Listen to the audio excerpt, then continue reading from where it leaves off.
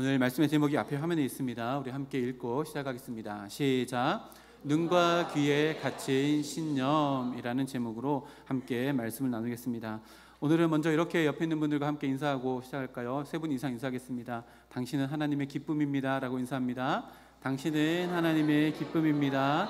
당신은 하나님의 기쁨입니다. 당신은 하나님의 기쁨입니다. 우리가 얼마나 하나님의 기쁨일까요? 우리가 얼마만큼 하나님의 기쁨일까요?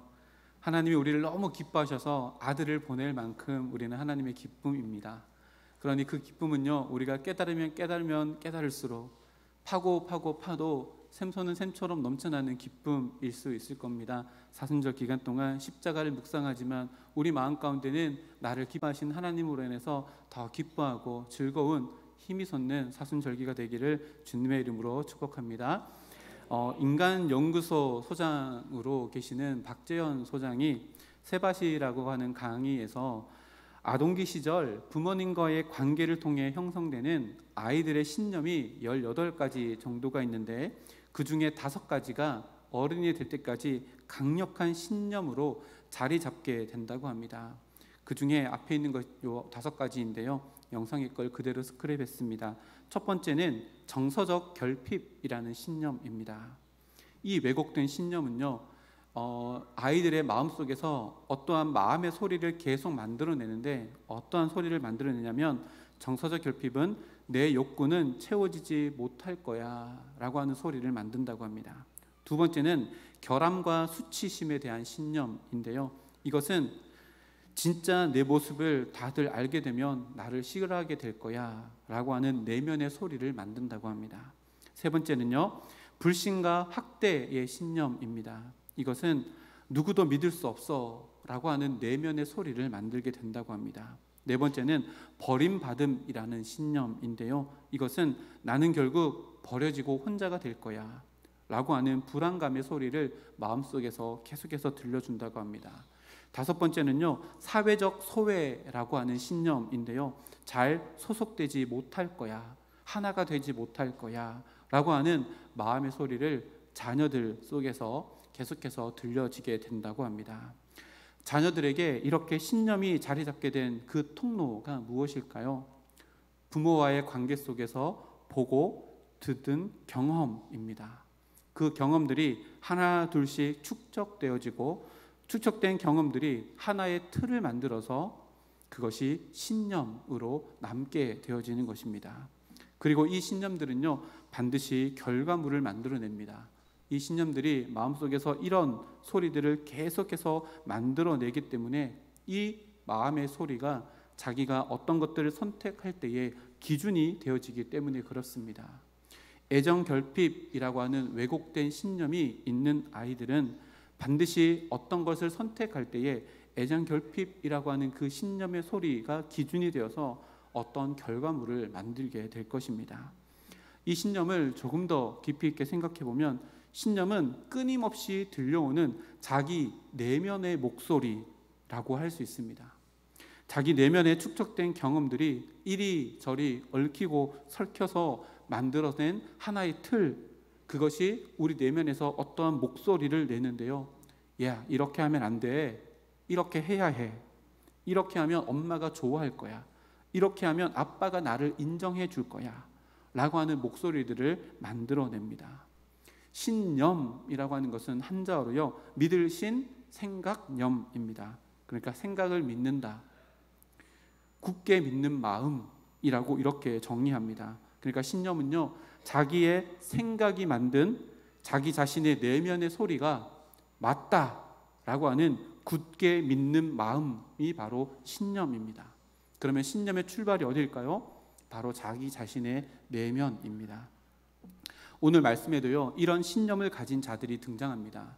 사실은 오늘 본문뿐만 아니라 예수님께서 고난 받으시는 그 모든 기록에 예수님 주변에 있었던 모든 사람들은 전부 다 자신의 신념으로 가득 차 있었던 인물들로 존재합니다. 오늘 본문에는요, 크게 대제사장과 서기관들 그리고 빌라도가 등장하는데요. 물론 오늘 본문에 등장하는 수많은 무리들도 자기 자신의 신념에 따라 예수를 못 박으라 라고 소리치고 있고, 자기 자신의 그릇된 신념 때문에 스승을 버리고 떠난 팔아버린 가룟 유다도 있고요. 다른 제자들도 자기 신념에 따라 지금 예수님을 다 도망가 버린 상황입니다.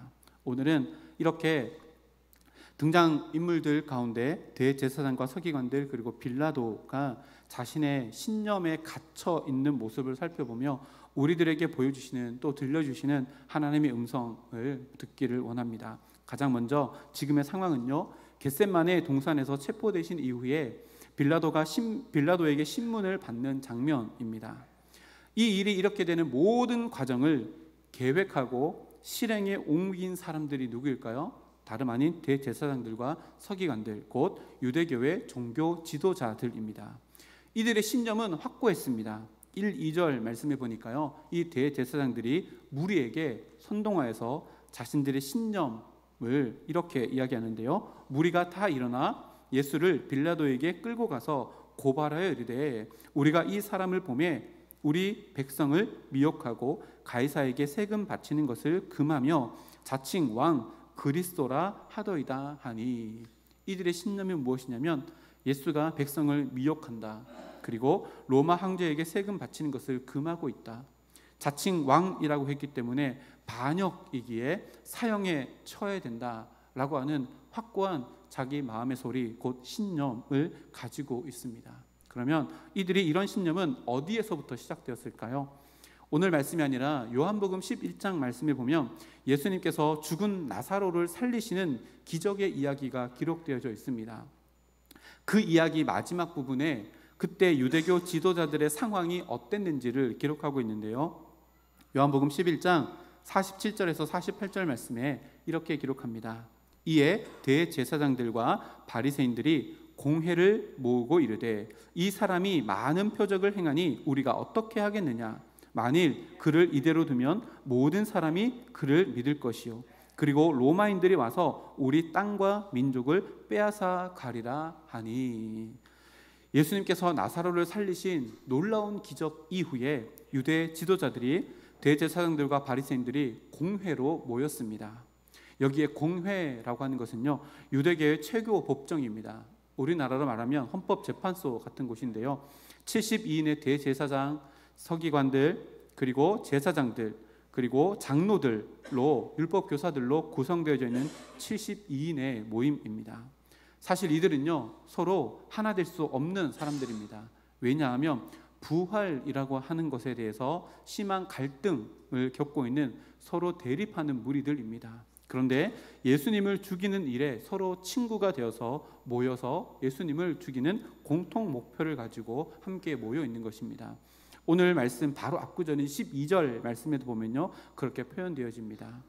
우리가 어떻게 하겠느냐라고 하는 것은 예수님을 죽이기 위한 아주 구체적인 지침을 마련하자라고 하는 그들의 의지를 보여줍니다. 그럼 이들이 이렇게 하는 신념이 무엇일까요? 이런 겁니다. 만약 지금 예수님을 그대로 내버려 둔다면 더 많은 기적을 행하실 터이고 더 많은 무리들이 열광적으로 예수님을 따르게 되는 결과를 초래할 것인데, 혹시 그것이 종교적인 열망을 넘어서서 어떠한 정치적인 행동으로 이어진다면 반란을 제일 싫어하는 로마인들이 반란을 잠재우기 위해서 군대를 예루살렘으로 파견하여 예루살렘을 짓밟고 성전을 파괴하고 완전히 빼앗아 버릴 것이 아닌가, 이것이 확실하다라고 하는 그들의 마음의 소리가 바로 그들의 신념이었습니다.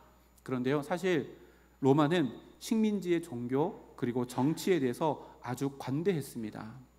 그곳의 치안이 잘 해결되어지고 반란만 일어나지 않으면 얼마든지 그들의 종교와 정치에 관대하고 그것을 열어주었습니다.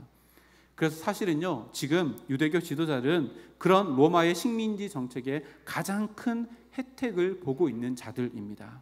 그러니까 이들의 신념은요, 자신에게 주어진 종교적, 정치적, 사회적 특권에 대한 상실에 대한 두려움에서 비롯된 것입니다. 결국 자기 자신의 이익을 놓치지 않으려는 마음의 소리가 그들의 신념이 되어서 예수를 죽이고자 한 것입니다.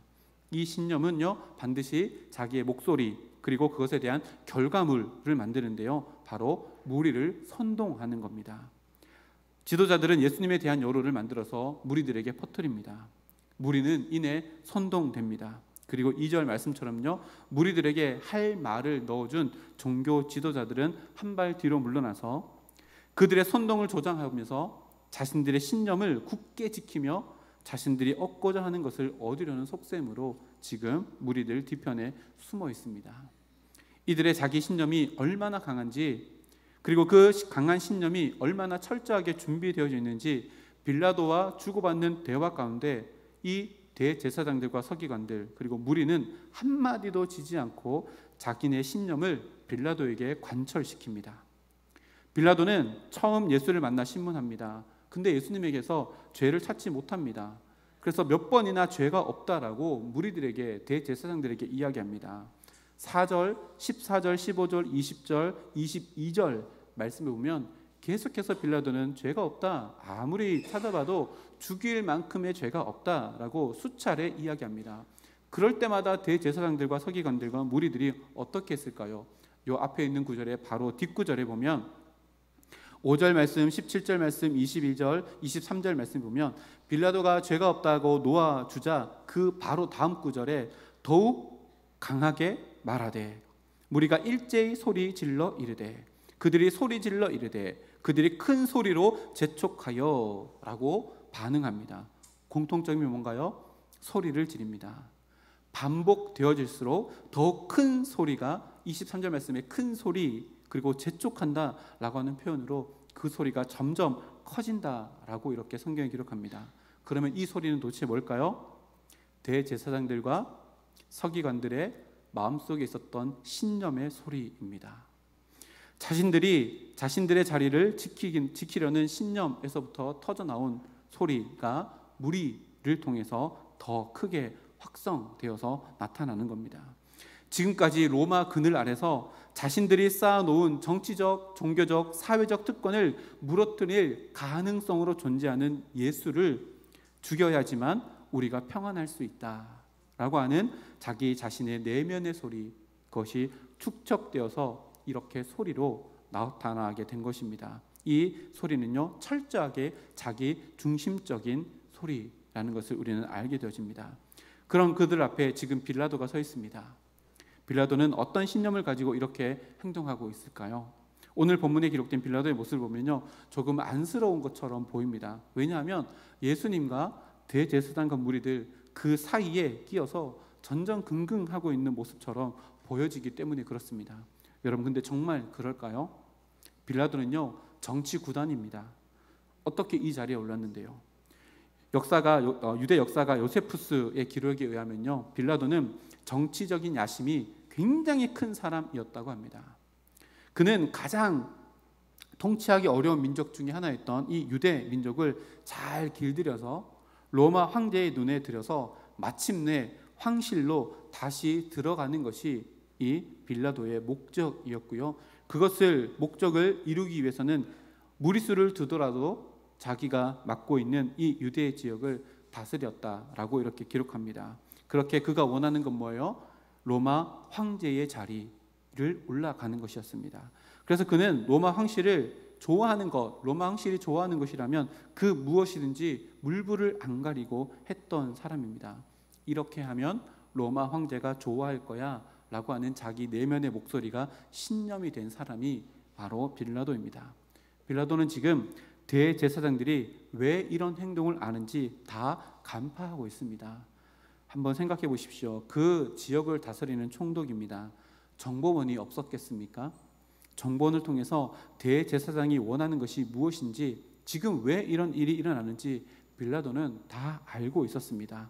그런데 자신에게 고발했기 때문에 재판이라는 절차를 거쳐야만 했습니다.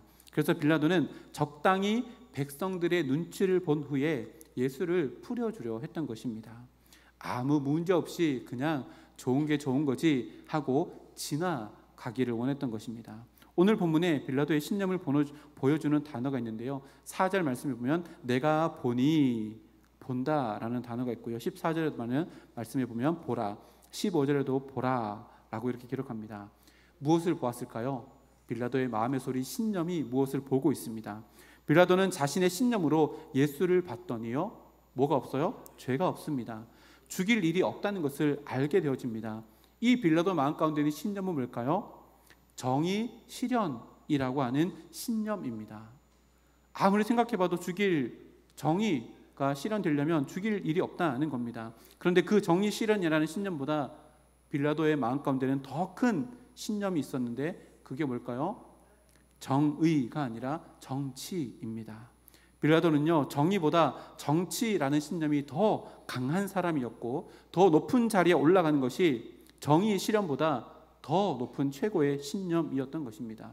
그래서 정의 실현이라는 신념을 버려버리고 적당히 정의와 편법을 버무려서 지금의 모든 상황을 적당히 해결해서 종교적 그리고 정치적 분란이 일어나지 않도록 하는 것이 지금 빌라도의 신념인 것입니다. 이런 빌라도의 신념은요, 결과로 나타납니다. 그 결과가 뭘까요? 빌라도의 그 정치적 성공이라는 신념이 만든 결과는 16절 말씀입니다. 때려서 놓겠노라. 22절 말씀에도요, 하반절에 보면 죽일 죄를 찾지 못했다, 그래서 때려서 놓겠다 라고 이렇게 두 번이나 반복해서 기록합니다. 예수님에게 죄를 찾지 못했다 세 번이나 말했지만 무리들이 계속해서 소리 지릅니다. 그래서 그 소리 지르는 민심을 달래기 위해서 또 때려놓고 때려놓아서 그냥 내어놓겠다라고 이렇게 이야기합니다. 그런데요, 정치구단 빌라도의 해결책이 먹히지 않습니다. 오히려 무리들은 더 큰 소리로 빌라도의 신념을 압도합니다. 더 큰 소리로. 빌라도는 당혹합니다. 지금 정치구단인 빌라도에게 뭐가 필요해요? 뾰족한 묘수가 필요합니다. 그러다가 빌라도에게 자신의 정치적 성공이라는 신념을 지켜낼 수 있는 탁월한 묘수가 떠올랐습니다. 그게 뭘까요? 마태복음, 평행 본문이 마태복음에 보면요, 27장 15절부터 17절까지 이렇게 기록합니다. 명절이 되면 총독이 무리의 청원대로 죄수 한 사람을 놓아주는 전례가 있더니 그때에 바라바라 하는 유명한 죄수가 있는데 그들이 모였을 때에 빌라도가 물어 이르되 너희는 내가 누구를 너희에게 놓아주기를 원하느냐, 바라바냐 그리스도라 하는 예수나 하니.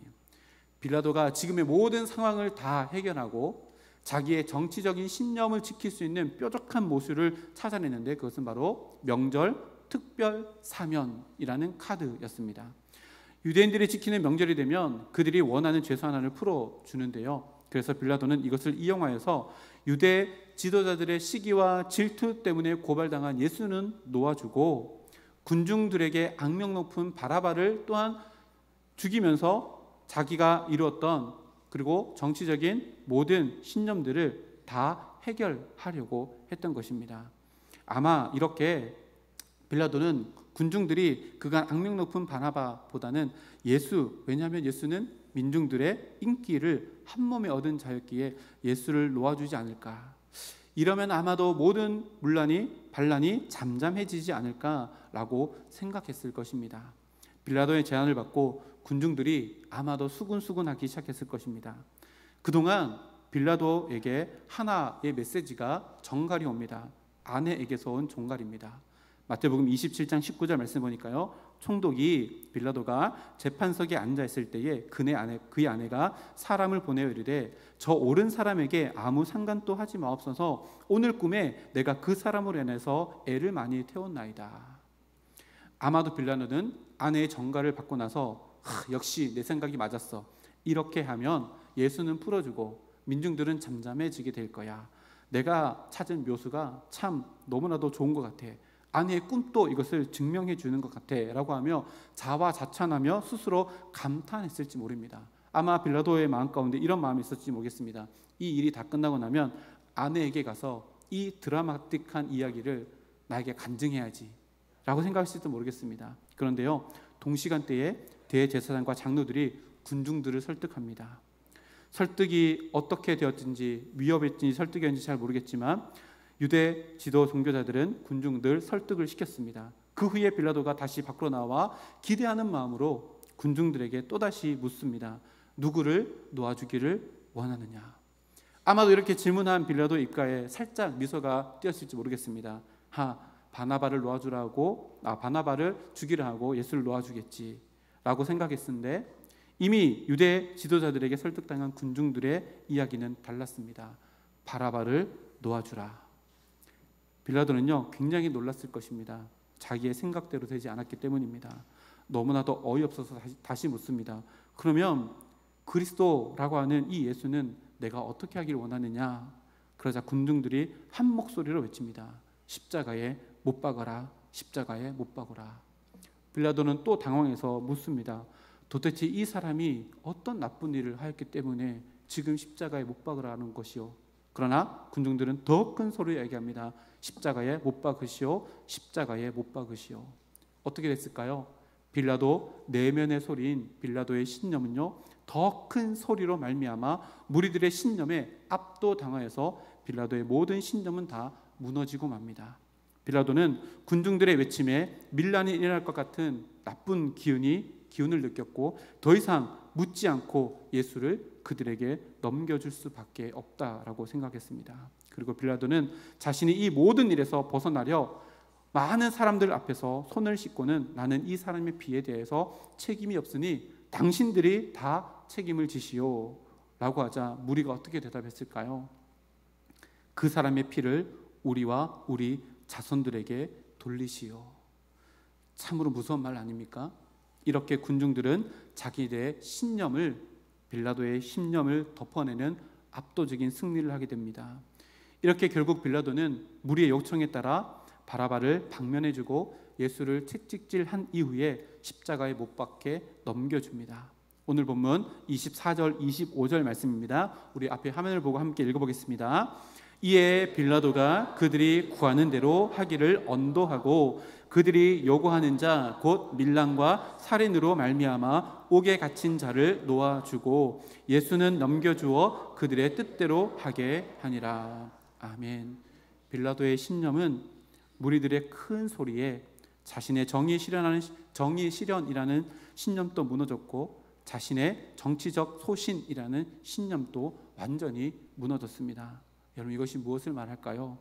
이처럼 우리 내면의 확신에서 오는 소리인 신념은요 더 힘있어 보이는 더 큰 소리의 신념이 다가오면 압도당하고 무너지고 없어집니다. 무엇을 말해요? 우리의 신념으로 우리는 살아갈 수 없다는 이야기입니다. 이런 신념들의 충돌이 일어나는 이 현장 속에서 말없이 묵묵히 그 자리 한가운데 계시는 분이 계십니다. 바로 예수님이십니다. 예수님께서 그곳에 서 계시면서 말씀 한마디 하지 않으시고 그곳에 서 있을 수 있는 힘, 그 힘은 어디서부터 왔을까요? 예수님의 신념은 무엇일까요? 사실 예수님은요 예수님의 신념으로 그것 가운데 서 있지 않습니다. 예수님께서 그곳에 서 있는 이유는 역설적이게도 다름 아닌 인간들의 수많은 왜곡된 신념들 때문에 그것 가운데 서 있게 되어집니다.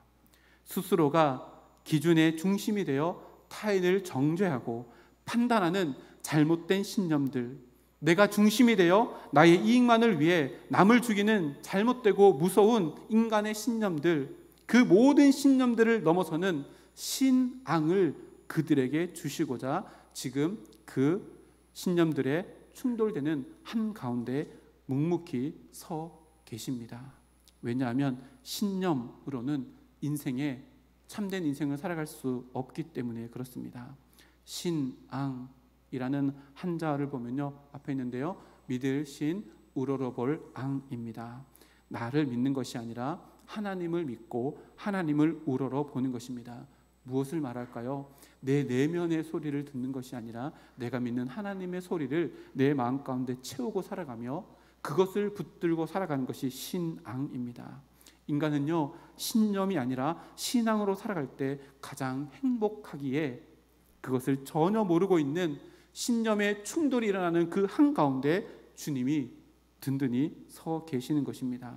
신념이 우리의 인생을 든든히 붙잡아 줄 것이라고 착각하며 인생은 살아갑니다. 하지만 대제사장들에게 농락당한 무리들의 나약한 신념을 보십시오. 무리들의 큰 소리에 자신의 정의 실현하는 신념을 너무나도 가볍게 던져버리는 빌라도의 신념을 가만히 한번 생각해 보십시오. 우리의 마음에 근거한 신념은요 우리의 인생을 든든히 잡아줄 수 없다는 것을 오늘 본문이 우리에게 너무나도 선명하게 이야기합니다. 그래서 예수님은 신념이 아니라 신앙, 곧 하나님을 우러러보고 앙망하는 신앙만이 참나온 인간이 되는 삶의 길이요, 참된 행복의 삶임을 그들에게 보여주기 위해 신념이 충돌하는 그 한가운데 하나님을 앙망하는 신앙으로 그것 가운데 서 있는 것입니다. 그렇게 예수님께서 지신 십자가는요, 십자가 앞에 우리가 나아가면 우리가 가진 모든 신념들이 다 무의미하고 무력화되어지는 것을 우리는 경험하게 되어집니다. 신앙으로 돌아서게 하는 것이 예수님의 신념인 것입니다. 신앙인 것입니다. 십자가인 것입니다. 우리는 예수님과 함께 예수님 옆에 좌우편에 달려 십자가에 달린 강도들의 모습을 잘 압니다. 누가복음에 보면요, 23장 39절부터 43절 말씀인데요, 우리 앞에 있는 화면을 보고 제가 한 절, 여러분들이 한 절 나눠서 봉독하겠습니다. 제가 먼저 39절 읽겠습니다. 달린 행악자 중 하나는 비방하여 이르되 내가 그리스도가 아니냐, 너와 우리를 구원하라 하되,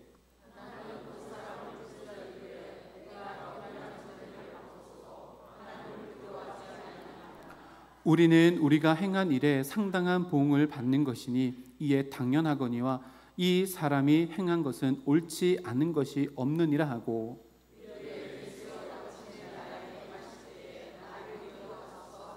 43절 함께 보겠습니다. 예수께서 이르시되 내가 진실로 내게 이르노니 오늘 내가 나와 함께 낙원에 있으리라 하시니라. 아멘.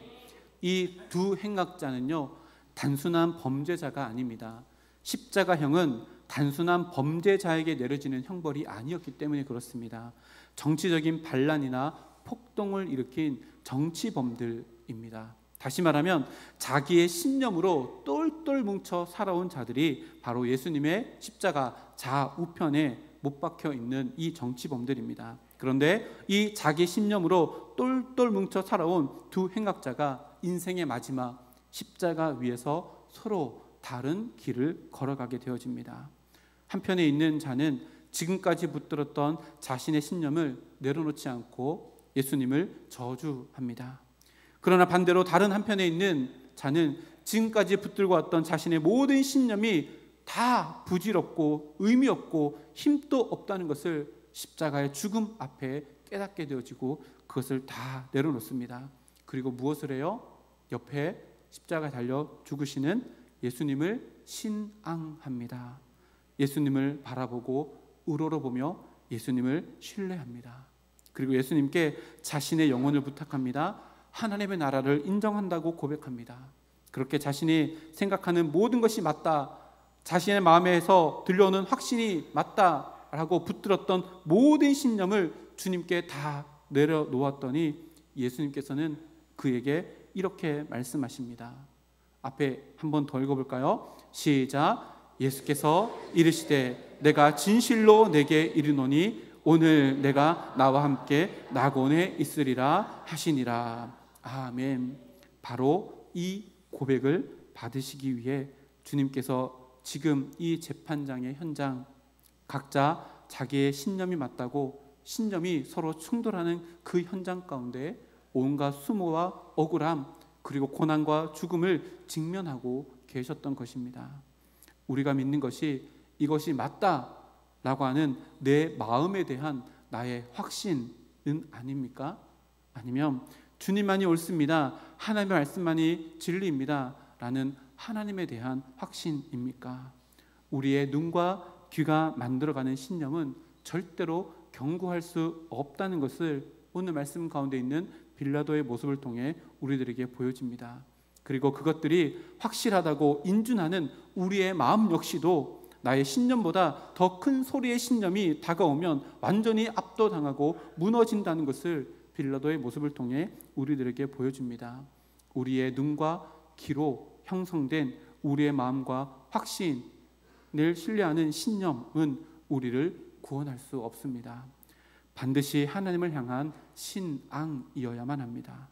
나를 위해 이 땅에 오신 예수님을 바라보고 앙망하는 것, 이것이 우리들이 살아가야 될 신앙 생활입니다. 예수님께서 우리들에게 원하는 모습이 바로 이것입니다. 이것을 위해 십자가를 지시기 위해 이 땅 가운데 오셨습니다. 사순절 기간 동안 오직 주님만을 앙망하며 내 속에 잘못된 신념들이 말하는 그것들을 붙잡고 살아가는 어리석음으로 우리의 인생을 채우지 않기를 주님의 이름으로 축복합니다. 나를 확신하는 것은 신앙이 아니라 신념일 뿐입니다. 신앙은 나를 사랑해 주시는 하나님을 신뢰하는 것입니다. 하나님의 말씀에 귀 기울이는 것입니다. 그렇게 이번 한 주도 말씀을 펼쳐서 내 마음의 소리가 아니라 말씀의 소리가 내 삶을 이끌어가는, 진정으로 주님만을 바라보며 앙무하는 복된 한 주가 되어 이 땅에 예수님이 오시는 그 의미를 더욱더 내 삶 가운데 분명하게 새겨나가는 이번 한 주가 되기를 주님의 이름으로 축복합니다. 우리 앞에 있는 거 우리 다 같이 한번 읽고 우리 기도하고 찬양하겠습니다. 함께 읽겠습니다. 시작. 신앙생활은 신념으로 하는 것이 아닙니다. 신앙이어야 합니다. 아멘. 함께 기도하겠습니다.